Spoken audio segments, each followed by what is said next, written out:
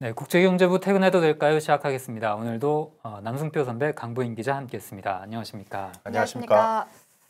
안녕하십니까. 최근에 인플레이션 시대입니다. 지금 고물가 시기인데 인플레이션이 뜨면 항상 나오는 게 좀 금투자잖아요. 그렇죠. 안전 수요로. 네네, 뭐 다 아시겠습니다만 인플레이션이 크게 오르면 뭐 화폐 가치가 떨어져서 안전자산인 금에 대한 수요가 따라붙는다. 이게 보통 일반적인 얘기인데 최근 그 인플레이션이 크게 오르는 상황에서 투자자들의 금에 대한 그 강세 심리가 역대 최고치로 올랐다라는 그런 발표가 좀 있었어요. 그 관련해서 좀 재밌는 부분이 있어서 소개를 해드리려고 하는데 유럽 파생상품 거래 플랫폼인 스펙트럼 마켓이라는 곳에서 그 소매 투자자 지수 세릭스라는 것을 발표를 하는데 100 미만일 경우에는 약세 심리를 얘기하고 100 이상이면 강세 심리를 얘기하는데 금에 대한 이 세릭스 지수가 지난달 수치입니다. 116으로 역대 최고치를 기록했다고 합니다.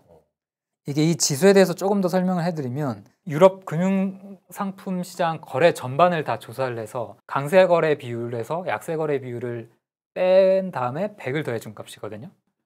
그러면 강세와 약세 거래가 똑같을 경우에는 100이 되는 거고, 강세 거래라는 것에는 매수 포지션 새로 들어가는 것도 있고 매도 포지션을 파는 것도 들어갑니다. 네. 강세 심리 지수가 지금 역대 최고치로 올라갔는데 이 배경이 좀 재밌어요. 인플레이션 시기니까 당연히 금에 대한 수요가 뭐 오를 거다라는 건 알 수 있는데 그 주된 이유가 최근에 금값이 많이 하락했기 때문에 이 저가 매수 심리가 많이 좀 발동했다고 하더라고요. 그래서 금값의 그 최근 변동을 보면 인플레이션이랑 그렇게 항상 일치하게 지금 움직이고 있지는 않거든요. 금값이랑 10년물 미국 10년물 국채 금리 한번 그래프를 한번 보겠습니다.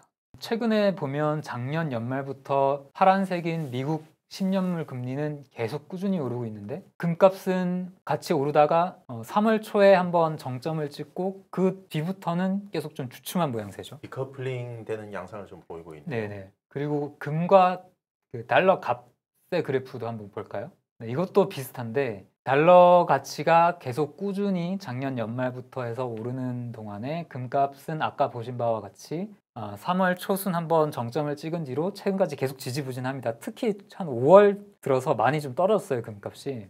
현지 시간으로 2월 24일에 이제 우크라이나 전쟁이 터졌는데 네. 그때 딱 급등을 하고 최고점을 찍고 다시 떨어지고 그쵸. 있네요. 아니 인플레이션은 지금 계속 높아지고 있는데 금값은 왜 이렇게 지지부진할까? 왜 그런가 봤더니 이게 장기적으로 봤을 때는 금이 인플레이션뿐만 아니라 다른 요인의 영향을 또 많이 받는다고 해요. 그러니까 금리가 크게 치솟을 때는 채권과 금에 대한 어떤 상대적인 가치가 금값이 많이 떨어진다고 합니다. 왜냐하면 채권 같은 경우에는 고금리 시기에 이자가 많이 들어오는데 금은 이자가 달라붙지 않다 보니까 채권에 비해서 금에 대한 어떤 수요가 많이 떨어진다고 해서 고금리 시기에는 금값이 지지부진하거나 좀 떨어지는 경향이 있다고 해요. 제가 장기 그래프도 하나 준비해 왔는데 한번 보실까요?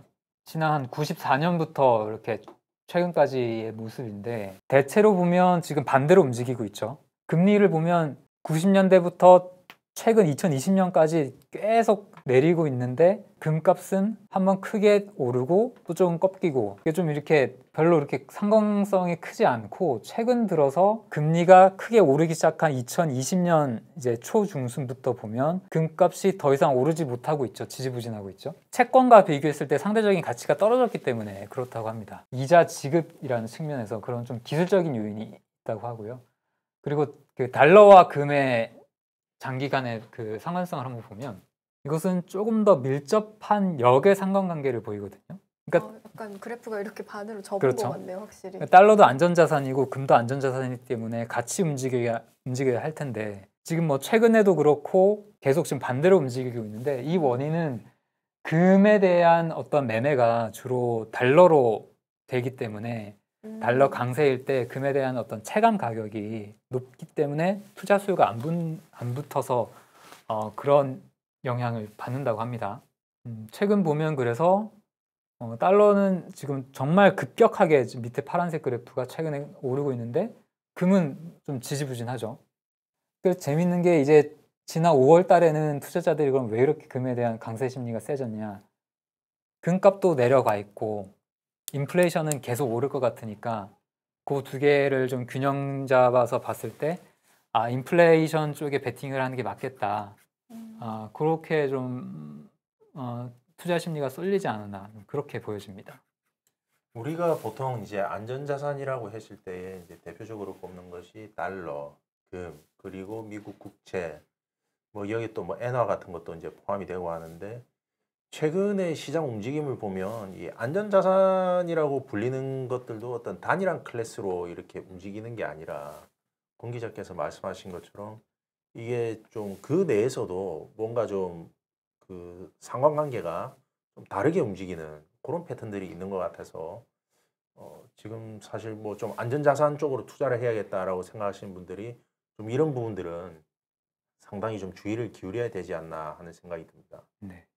저도 좀 궁금했었던 게 이번에 뭐 팬데믹 때문인지 아니면 우크라이나 전쟁 때문인지는 모르겠지만 여러모로 그런 안전자산에 오르고 내리고 하는 것이 기존 공식과는 좀 다르게 가고 있는 것 같아요. 지금 뭐 연준도 긴축을 하고 있고 또 인플레이션이 가팔라지고 있다 이러고 있는데 또 안전자산의 대표 주자라고 하는 엔화는 사실상 오늘 이제 녹화일 기준으로 장중 135엔대를 기록하기도 했고요. 뭔가 기존의 그 경제적인 상식으로는 이해할 수 없는 것들이 좀 이렇게 발생을 하고 있는데 그게 다 좀 네. 중앙은행의 유동성 때문인데 근본적으로 네네. BOJ와 연준의 디커플링이 워낙 심하다 보니까 지금 그렇게 나타나고 있는 건데 안전자산과 위험자산으로만 이분법적으로 좀 볼 수 없는 지금 상황이긴 합니다. 네. 그러니까 그게 엔화뿐만이 아니라 말씀하신 것처럼 금도 그렇고 달러도 그렇고 국채 금리도 그렇고 뭔가 기존의 공식의 틀 안에서 이해를 하기에는 너무 다른 양상이 좀 나타나고 있어서 확실히 장이 어려운 것 같습니다. 최근에 이제 지인분이 그런 얘기를 하더라고요. 달러를 진작에 살 걸. 뭐 그런 얘기를 하길래 그럼 저 엔화도 있고 뭐 그런 얘기를 했는데 지금 오늘 요 부분을 보니까 금도 뭐 그동안 저는 사실 뭐 어떤 팬데믹 때에 사실 everything rally라고 해서 모든 것이 다 올랐지 않습니까? 네. 그래서 금 가격도 상당히 높다라고 생각을 했는데 오히려 달러라든지 미국 국채 대비한 금 가격에 대해서 유럽 투자자들은 또 상당히 지금 낮은 수준이라고 생각하고 있다고 하니까 금에 대한 투자도 지금 뭐 좀 안전자산 투자를 생각하시는 분이라면 한번 좀 생각해 볼 만한 시기가 됐지 않았나 그런 생각도 듭니다. 네.